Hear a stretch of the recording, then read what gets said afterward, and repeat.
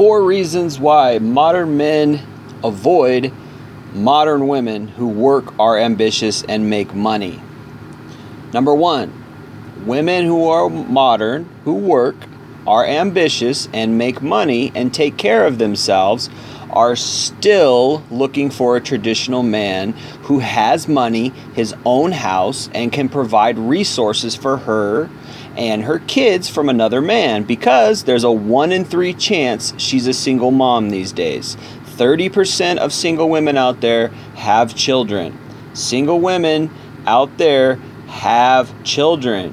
1 in 3, that means out of 10, you have 3.5 of them, or whatever, 3 of them, 3.3, excuse me, have kids. So chances are you're going to run into a lot of single moms, and a lot of single guys out there are not, up on game that you should not date single moms, right? A lot of these guys were raised by single moms themselves, and they've been indoctrinated with that feminist propaganda that says women are empowered even if they have kids, and it's, their kids are not a mistake, and all this crap, right? So she is still going to expect you to provide. She, even though she's modern, she would never take care of you. She wants a traditional man, and what do traditional men do? Traditional men are leaders. Traditional men are resource providers and protectors, right? So she wants that type of man because this is in all women's nature. Doesn't matter how much they act like they're feminists or pretend that they're different or blah. In their nature, deep down, they all want a traditional man who has money.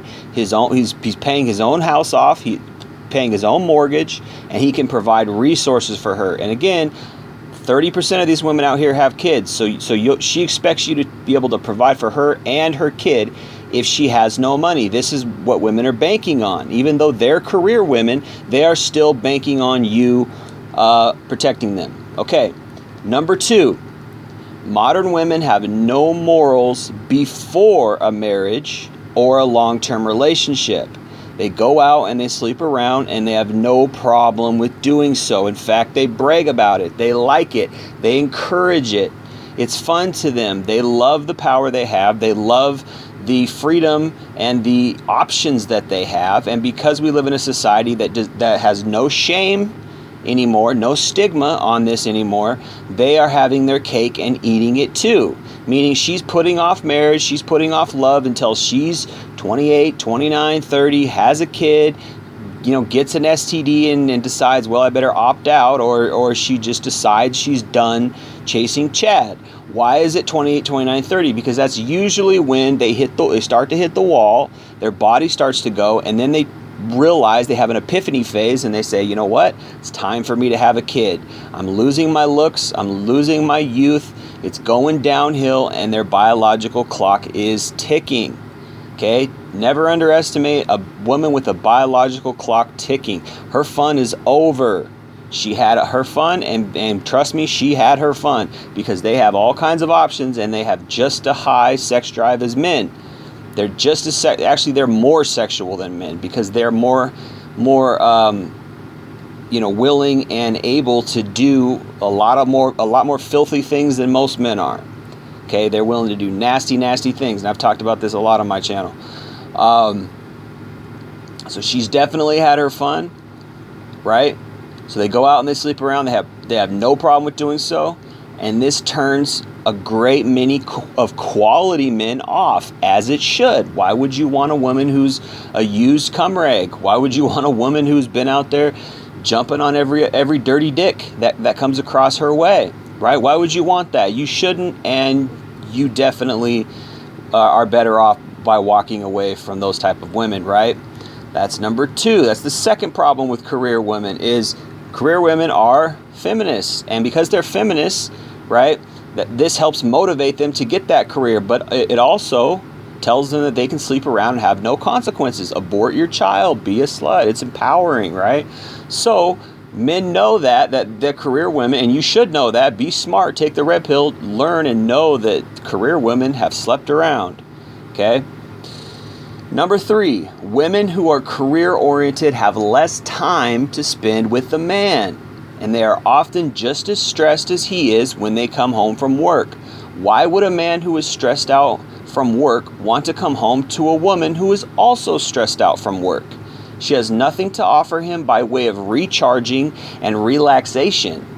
A woman who stays at home will be ready for her man to come home with good quality food she cooked, a clean house, and a peaceful environment of relaxation, love, and renewing. A working woman, on the other hand, will not have any of that.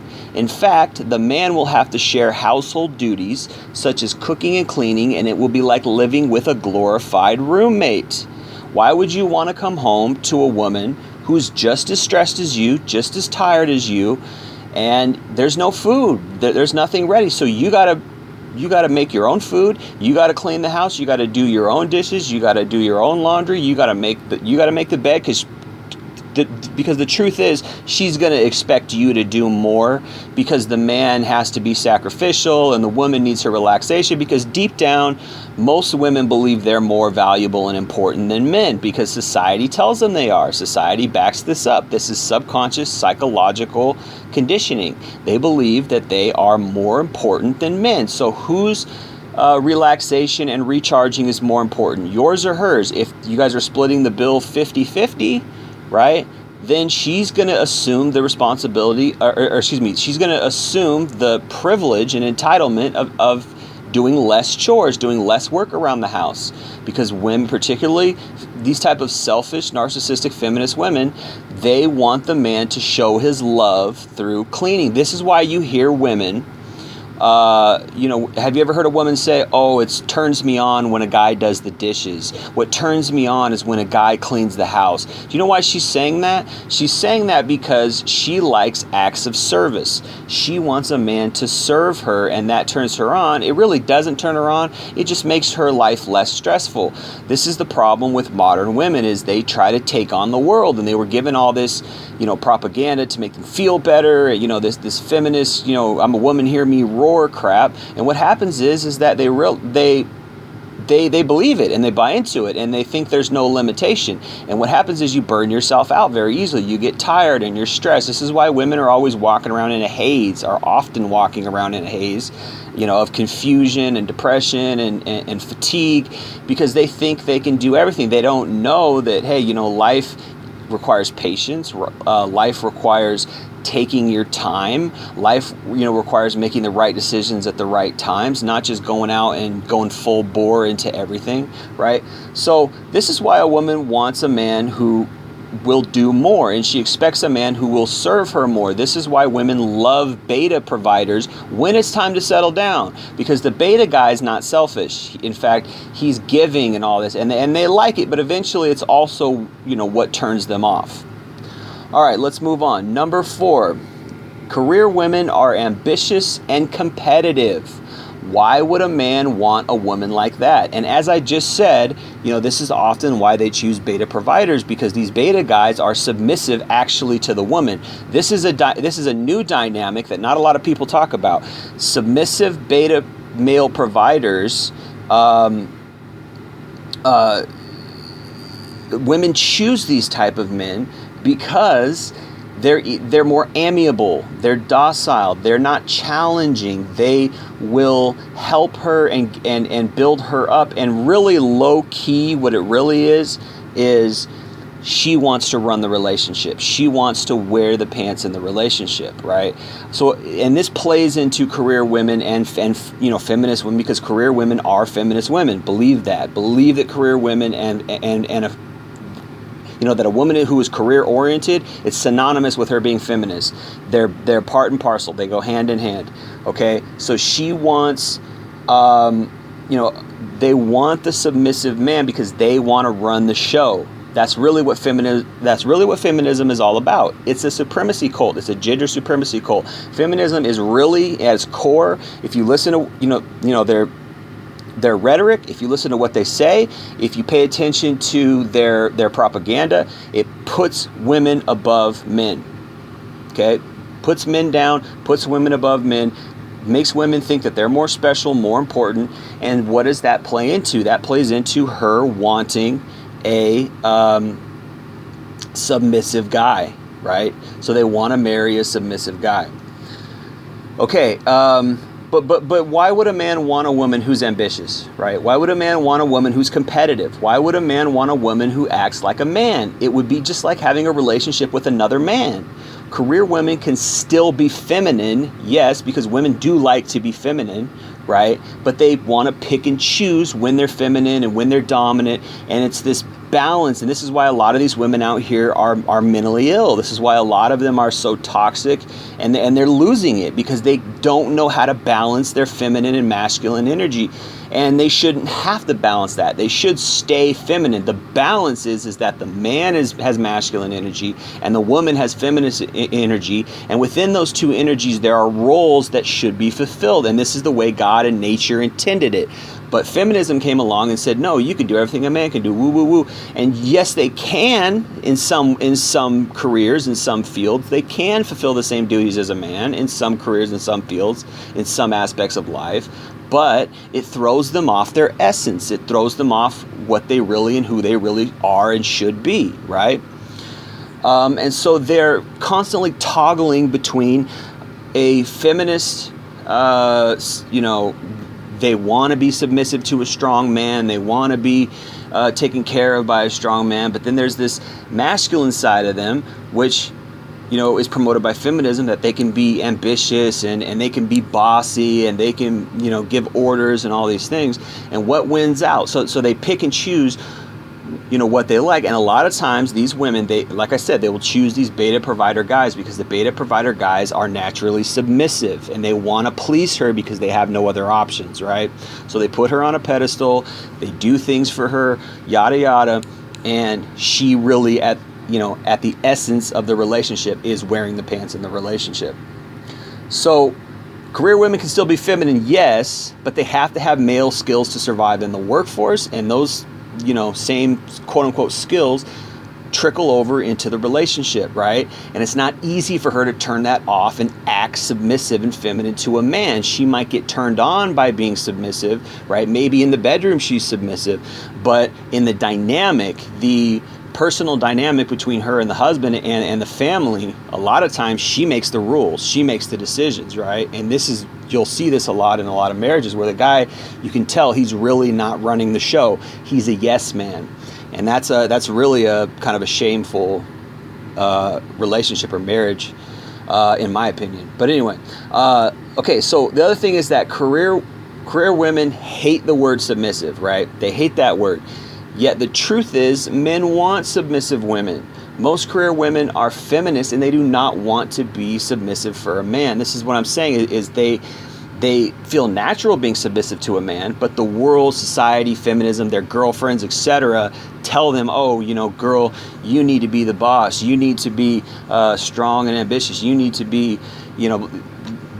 this, that, and the third. And if she's out competing with men in the workforce or competing as if she was a man in the workforce, because in this workforce, it's competitive. You have to compete. You have to be on your game. That's going to spill over into her relationship. Why would a man want to compete with another woman? Or why would a man want to live with a woman as if he's living with another man? He has to compete with her. She might be bossy. She might try to be competitive with him in certain ways. And the way women are competitive is they play victims. So she's going to act, how it's going to play out in the relationship is she's going to act like a victim. Oh, why don't you wash the dishes enough? Why don't you do this enough? I'm tired. And, because she feels like she's special. So therefore, the man is taking on duties that he wouldn't have to take on, and he's doing it to please his woman who's acting like a boss. There's all kinds of problems with this. All kinds of problems with a career woman, a woman who's not really being a woman in the relationship. She's really just, really going towards that masculine energy and living out that masculine energy, and this spills over into the relationship, particularly with so many women who are on a narcissistic trip these days, particularly with so many women who have bossy tendencies and they're so used to not being told no. They're so used to not being, or they're so used to being served in a relationship where men will do anything for them, etc., etc. They're so used to this, they want that to happen in the relationship, but a relationship is not really like that. A relationship is a love bond where both people build each other up. So how are you going to have, a woman who's supposed to help you and she's supposed to, support you, emotionally and, physically and all these things, when she herself doesn't even know how to be feminine. She doesn't know her own role. She doesn't know, how to love or support. All she knows how to do is compete, right? Okay, so the only real benefit, is, of this type of relationship where a woman is a career woman, is that maybe she'll help you with the rent. She'll bring in more money, and it's like, why would you want the only benefit to your relationship to be just money, right? She helps you with rent. She helps you with other expenses. Maybe you won't have to buy her things, as she can now afford her own things. Maybe she can afford her own trip to Cabo San Lucas or Florida or whatever, whatever. But in reality, she'll still likely expect you to buy her gifts and take her on trips and pay for things, because all women's love language is acts of service. All women's love language is acts of buying her things to show your love, because this is how women have been traditionally,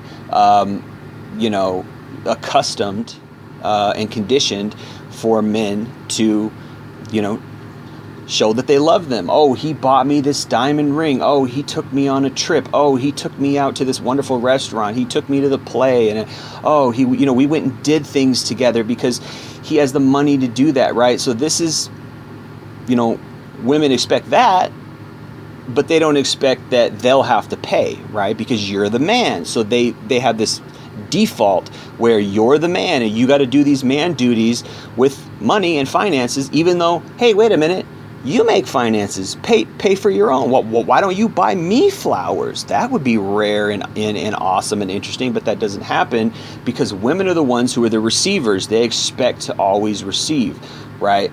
But she can now afford her own things, right? She can buy her own tickets, buy her own food, all these things, but she wants you to do it because that's how, a woman's love language is acts of service, right? So this is what she wants, right? So how is it really benefiting you, right? And she's still going to expect you to make your own money. She's certainly not going to pay your bills or house you and you don't work. Women don't want stay-at-home dads. So where's the equality in that, right? She expects you to make your own money, and she will for sure 100% expect you to pay all the bills, right? And even if she pays half, she's going to at least expect you to have the ability to pay all the bills, right? Because what if she lost her job? Don't think women aren't shrewd like this and they aren't thinking about this. Well, what if I lost my job? Can he pay for the bills in the case of an emergency? Women are thinking about this. Women are thinking about a contingency plan. When it comes to money, as far as relationships are concerned, women are very calculating. They're very rational, right? When it comes to love or what kind of guy she wants to choose, whatever, then they're very irrational and they're very emotional and they base their choice on their feelings. But when it comes to finances, that will cut off their feelings and say, hey, wait a minute, even though I have all these feelings for this guy, he makes my heart go pump, pump, pump. He's just so masculine and sexy and whatever. He's broke, right? If he's broke, it's a no-go, because whenever it comes to money and finances in a relationship, her rational, logical mind will take over and it will supersede her emotions and it will cut that off. So she still expects you to have the ability to pay full 100% of the bills, mortgage, food, gas, vacations, whatever. So how much you got to make? $75K a year, $100K a year? This is why women are saying no men are financially eligible for marriage. This is they did a study, they did an article that where women said they can't find women for marriage who are financially attractive because they're sifting through all these broke guys who make less than $50,000 a year. That's bare minimum, right? You can't go on vacation with that. You can't buy the nicest clothes with that. You can't buy the new car with that. You can get by on used stuff. You're going to have a less fun, less interesting, less lavish lifestyle with a guy who makes less than $75K a year. This is why a lot of women are not marrying, particularly women who are in the workforce. They're not marrying because they don't have viable options for financially attractive men, right? And it's in their nature. It's programmed into their nature to not accept broke men. Couple that with hypergamy, meaning they're going to look for the best available guy that they're attracted to who has the best amount of money. So if they find another guy who's they're just as attracted to as you, and he makes more money than you, chances are she's going to leave you for him. Okay? So her love is still conditional on you being able to provide and afford to protect her and her kids, right? So even though she's could probably financially take care of you and the family, she would never do that because it's not in a female's nature to do so. And they whether they admit it or not, that's the bottom line bare truth, right? So her love is still conditional on you being able to provide and afford to protect her and her kids. So what do you really get out of it in the end, right? What do you really get out of a career woman marrying or getting a long-term relationship with a career woman? It's all downside, right? Career women are not healthy for men. I'm going to leave it there, guys. Thanks for listening. It's been Jay Lee with Northwest Podcast. Peace.